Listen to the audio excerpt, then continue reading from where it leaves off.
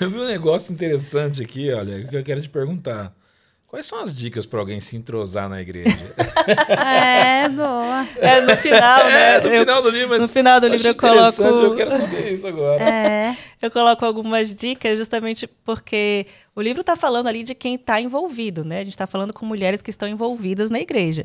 Por quê, gente? Se você não tem problemas na igreja, é porque você está pisando muito rasinho nos relacionamentos. Se uma mulher disser, não, eu nunca me envolvi, não, ninguém falou mal de mim, nunca tive problema com outra mulher na igreja, é porque você não está muito envolvida na igreja. Porque se você tiver, vai acontecer esse ferro afiando ferro. Deus usa dessa forma. Nós somos pecadores lidando com pecadores.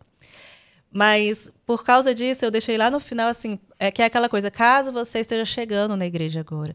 Então, quais são as coisas que você pode fazer para se entrosar? Porque eu estou falando aqui de pessoas que se relacionam. Sim. Mas vamos dizer que a mulher chegou lá e ela não consegue, né? Ainda não conseguiu se envolver, ainda não conseguiu estar nos grupinhos, entrar num grupinho, algum grupinho, né? Então, eu dou algumas dicas que começa por você falar com o pastor, saber do pastor quais são as programações, se existe algum grupo de WhatsApp de mulheres que hoje em dia sempre tem, e lá que as programações vão acontecer, participar das coisas, né? Porque tem muita gente que diz, não, eu não consigo fazer amizades na igreja, mas não participa de nada. Tem um monte de programação legal, as mulheres não se envolve, né? Não se envolve, está sempre esperando que a igreja fique ali atrás de você. E, claro, a igreja tem que ser receptiva com as pessoas novas, mas as pessoas novas também têm que querer, né? E eu sei bem como é isso, porque quando eu cheguei na igreja, quando eu mudei de uma igreja para outra, enfim, eu já falei que a história é longa. Já deve ter mudado de várias igrejas já, porque das suas mudanças de casa, né? Quando eu mudei de igreja, a teologia era bem diferente, eu, por opção, chegava um pouquinho depois de começar o culto e saía um pouquinho antes de terminar para ninguém falar comigo. Porque eu estava numa fase assim que eu precisava entender o que o pastor estava falando, porque para mim era assim, nossa, uau. Então, eu sei o que é você se esforçar contra, né? Eu me esforçava contra me envolver. Então, tem que ter um esforço também. E esse esforço vai vir de você estar junto, de você gastar seu tempo com as pessoas da igreja, de você, muitas vezes, não ficar focada só em entrar em uma panelinha. Porque também, às vezes, tem isso, né? A irmã está lá dizendo que não é bem recebida na igreja, mas quando você vai cavar, tem um monte de gente, um monte de mulheres, um monte de famílias tentando entrosar aquela mulher, mas ela é que está focada numa panelinha X que ela quer entrar, enquanto ela não entrar naquela panelinha, sabe? Sabe como é, né, Bruna?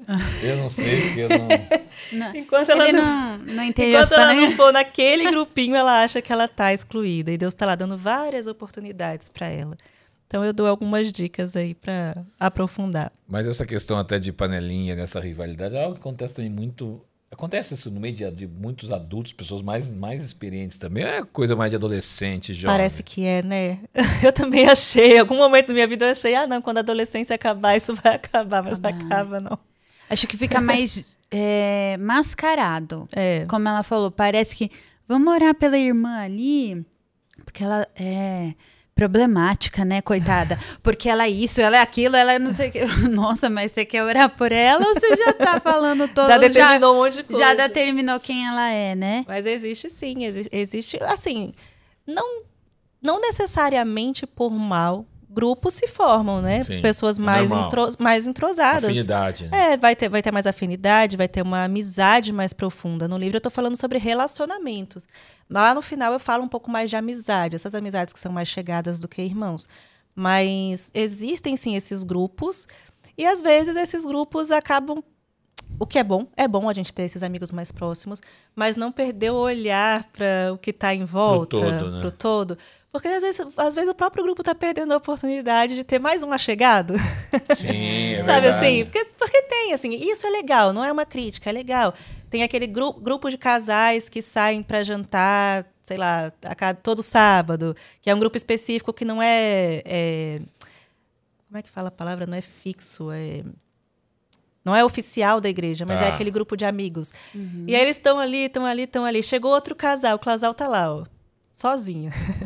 sozinho. Ninguém inclui porque já está no grupo e está perdendo a oportunidade. Às vezes você chama e vai ser tão bom para o grupo também, né? Tem os dois lados, né? O de se incluir, mas também incluir a pessoa ali que está... Que existem pessoas também que por vezes não querem ser incluídas. Isso também acontece, né? Porque eu pastorei pessoas e eu tenho ovelhas, que eu cuido ali.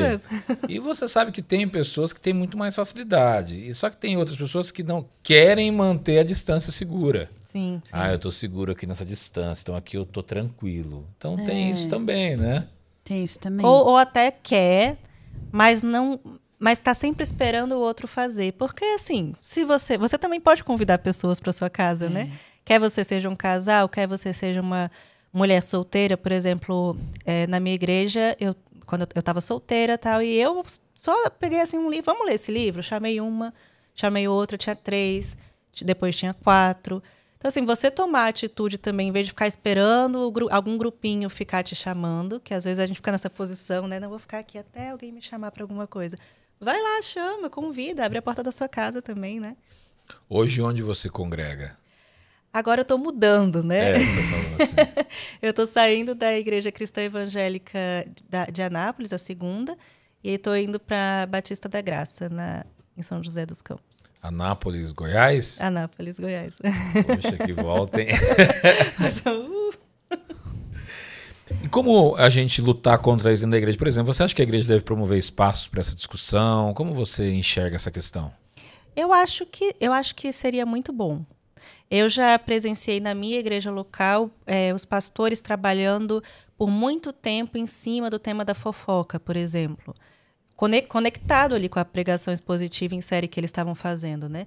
E como isso era importante, como foi importante para a gente. Eu lembro muito disso. Porque estava lá o pastor falando sobre fofoca, trazendo perspectivas que a gente nem imaginava que era fofoca, porque a gente acha que fofoca é só uma coisa, que eu ouvindo a fofoca, por exemplo, eu não estou participando. Não, eu posso ficar aqui ouvindo tudo que ela está falando e quem está pecando é ela. Não, você também está. É curioso, né? se você não parou a fofoca, então assim, é importante sim, porque vai gerar esse desconforto, né? Então, eu acho, por exemplo, que podiam trabalhar esse livro aqui com as mulheres na igreja. Legal, eu escrevi o livro pensando muito nesses grupos de mulheres estudando juntas. Inicialmente eu tinha pensado a gente cria persona, né, na hora de escrever o livro. Como é que é a pessoa que vai ler? Primeiramente eu tinha pensado numa mulher sentando e lendo tudo de uma vez, mas quanto mais eu escrevia, mais eu tinha certeza que como seria interessante mulheres sentando, que leram, né? Eu leio um capítulo, vamos sentar juntas e vamos conversar. E aí acabou que eu trabalhei o livro dessa forma. Você consegue ler um capítulo e já encontrar nele ali a solução para aquele problema que eu trouxe. Então, se eu falo ali de um capítulo sobre orgulho e egocentrismo, ali você já vai encontrar o problema, a raiz do problema, do pecado, e já vai encontrar a solução. Então, a minha ideia é justamente que as mulheres conseguissem aí sentar juntas e ali já resolver aquele problema específico, se tiver acontecendo entre elas, sabe? Então, eu acho que seria muito bom a igreja trabalhar mais com as jovens também, com as adolescentes, sim, porque elas vão lidar muito com isso na escola, na igreja, né? E as mulheres adultas também, porque não tem idade, não.